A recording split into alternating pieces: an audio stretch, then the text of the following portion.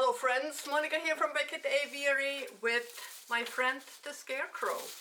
I made a scarecrow. Why? Because I found 2 coffee bean bags, burlap bags, right, for $1 each.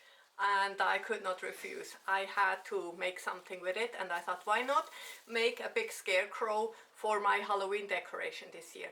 But I also thought, wouldn't it be cool if I could also wear it? And I tried to do that, and let's see if it will work out. I will show you the whole process of making it, and after that I will put it on and see how comfy this big scarecrow is to wear. So for this project I'm using the base mask number 1 from my basic mask video.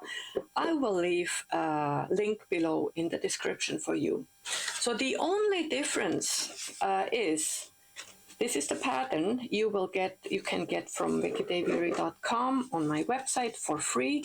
So as you can see, the only difference is I extended the pattern. And the back and front is the same, it's exactly the same, except of course I don't need any eyes in the back, and I cut out some room for my neck here. Otherwise, this is the same. Base mask number 1 from my basic mask video. Now, if you happen to have a mask, great.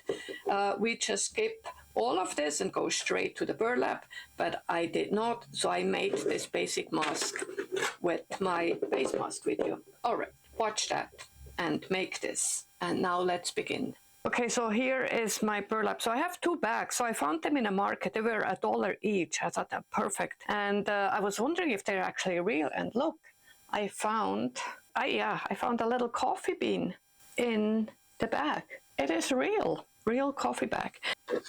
And let's try to cover it. Now we're going to cover the back first to just practice. So I used the back of the head to figure out how to attach and manipulate the fabric. And I'm not going to bore you with that.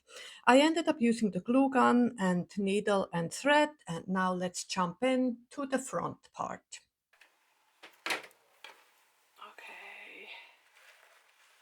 So shouldn't be that dramatic, but it feels very dramatic. There. Okay.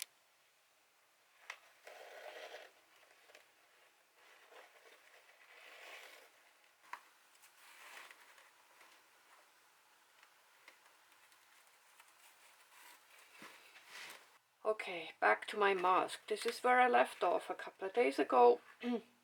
Now the back. So I've learned already how to manipulate the fabric a little bit better. This is like everything.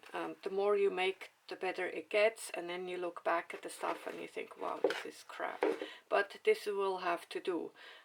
This is what learning is. You start with crap and then you get better. This is looking quite alright. I do not like the eyes though. I want them to be a little bit more forward, and maybe we're going to put some of those stitches in you see on the scarecrows. So I have a couple of squares here. Let's try to make some eyes, right? So let's start with a few pins.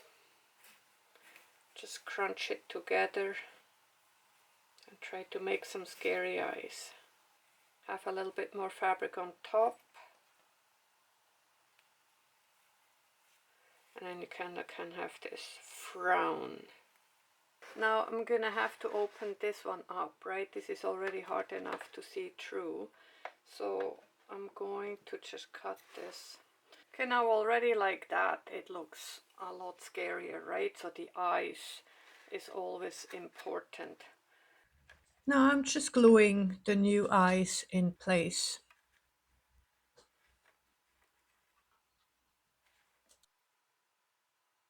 Now I'm just gluing the edge down.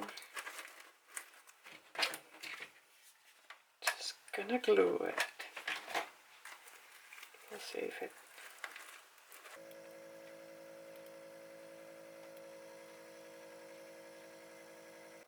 Okay, so I probably went overboard a little bit with painting here. Sorry, my voice, I feel a little bit sick today. So yesterday I did a bit of stitching and I quite like that, so I'm going to continue this. This is the back, so I'm going to continue this in the front. I just had some black wool. I intended to make a hat for my husband once. I think I did, I can't remember. There, and go back to the beginning.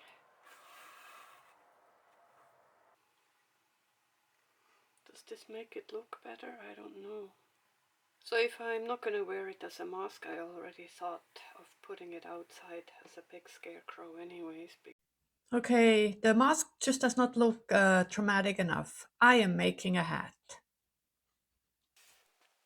Right, not bad. Okay, so I also have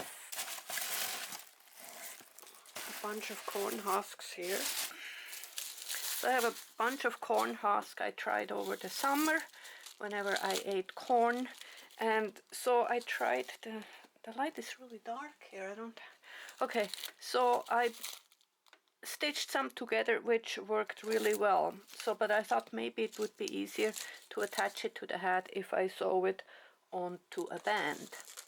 So, okay, just kind of few at a time, just like that. So, works quite easy. Now it took me quite a while to set up this shot and it doesn't really look all that good. But here we go. I will show it anyways. Right. Alright, now I did a bunch of sewing. Okay. I did a bunch of sewing. Here, I made this one here. They are for my wrist, right? And then I'm gonna wear some gloves. I made some more of the strips one. I already added some here on the bottom and I will add some more around even in the back. So now my hat, where's my hat? Here's my hat. I also added corn husks here. This looks pretty good, but I thought why not add one of my awesome crows on top, the ones that I made last year. So I'm gonna just put them here with a couple of stitches here on the hat and hopefully this will hold. Okay, then let's put it on, see how it looks all put together. Okay, so here is the mask all done, right? Now I stitched everything together on top. I ended up just stitching it together and also stitched my hat on. So that was fairly simple, and then it just opens up. It just opens up, and let's see if I can squish my head in it. Now this thing is really, really big and I might not see well. Hopefully it is in the camera. I'm by myself here, so it's a little bit tricky. Okay.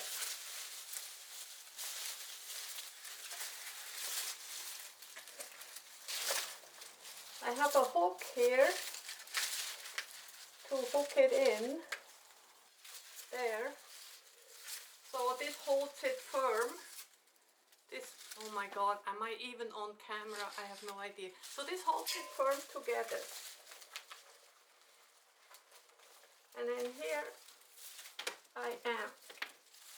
Unhook, open, there. Now let's see. Let's see if anything taped. All right, this is unfortunately as good as it gets. Okay, so this is the mask on. So I thought maybe I go outside, but I felt rather lost. Yeah. Well, a picture it is, my friends. All right.